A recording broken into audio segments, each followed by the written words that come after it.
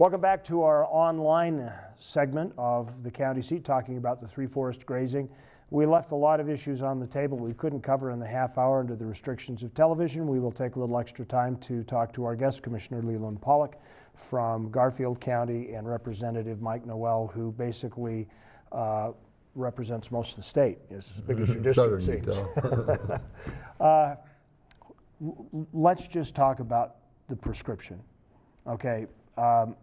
If the Forest Service is managing to deteriorate this, are they ignoring the stakeholders under the current status quo? I think they are, and without individuals like Commissioner Pollock and my other commissioners within my counties that really are there to represent the people of their state and protect their health, safety, and welfare, Chad, that's what it's all about. Without them, we would be in a much worse situation.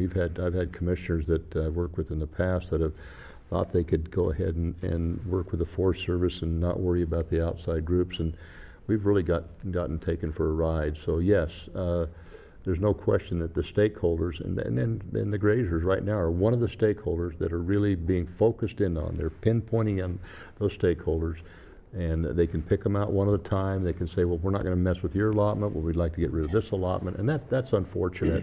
But when you're in a situation where your livelihood is being threatened, that you do extreme things under extreme measures. So I'm just telling the grazers and the ranchers to step back and make sure what you're doing doesn't compromise someone else's opportunity to graze off those lands, because frankly those lands do belong to you. You have a permit to use them, but they're a resource to the county and the people of the state to be able to use those lands. Those permits are long, I mean, they're like long-standing leases in downtown long-standing New leases, York. they're like water. Water is, you have a right to permit to use water.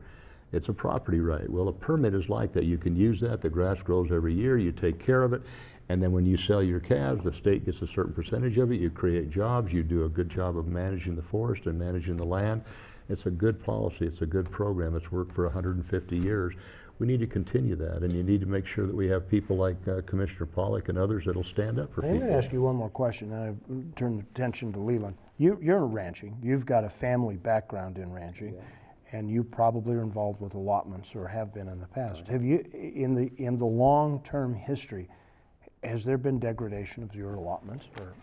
Or? There's been, at times, there's been periods where the allotments were not in the best shape. It's usually in drought, but they recover fast, and a good permittee, which most of them are, will recognize that and pull back. That's like me destroying the chicken to get at the eggs. You want to make sure that allotment's in good shape, that it'll come back. So you're not on there all year round. You don't beat it down to the ground. You use good principles. So there's a good reason to maintain good grazing practices, which in the general majority of ranchers do that. And so yeah, there's definitely always room for improvement, but I think they're doing a good job on these allotments. My question for you, Leland, and this is important. You said earlier on air that the Forest Service had been working with environmental groups or an NGO and had already been doing a lot of the research for their EIS. In your mind, are they not supposed to be doing that? Are they, because there are no other stakeholders apparently at the table? The way the policy reads is any committee they form has to go through FACA, Federal Advisory Committee Act. That is approved by the Secretary of Interior. That's done through a legal and ethical process, and that committee then can make recommendations, okay? You cannot just go out, and that violates NIFMA if you're the Forest Service. Right. Okay. If you just go out and form a committee and you leave all the local elected officials out and you spend time with special interest groups, that needs to be looked at. And I believe Congressman Chaffetz is going to open up an investigation on that.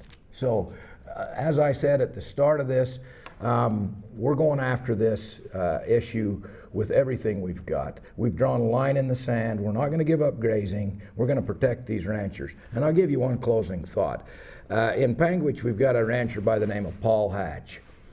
This guy has about a 300 head cow-calf operation. It's all he has in the world, okay?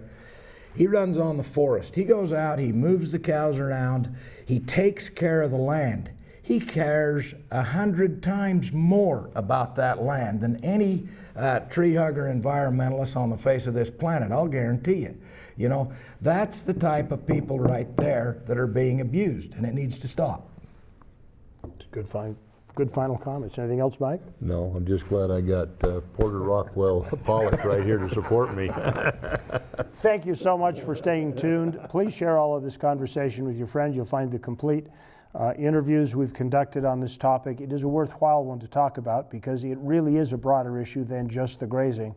And it is about Forest Service management in general. There's a lot we can do if we can work together, but when we start excluding major stakeholders, there's very little we can accomplish. So thank you for your participation in the county seat.